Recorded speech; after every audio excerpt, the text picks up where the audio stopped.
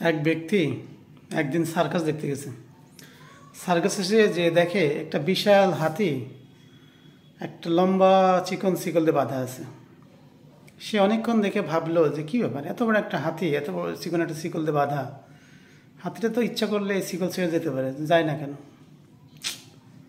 সে তখন সার্কাসের এক কর্মীকে জিজ্ঞেস করলো যে ভাই, আপনারা যে এত বড় একটা হাতি এই লম্বা চিকন শিকল দিয়ে বেঁধে রাখছেন, এই হাতিটা তো ইচ্ছা করলে শিকল ছেড়ে বেরিয়ে যেতে পারে, কিন্তু কেন যায় না?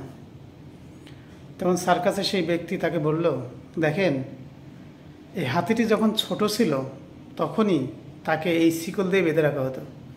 সেই ছোট অবস্থায় অনেকবার চেষ্টা করেছে, কিন্তু পারেনি, বেরোতে পারেনি।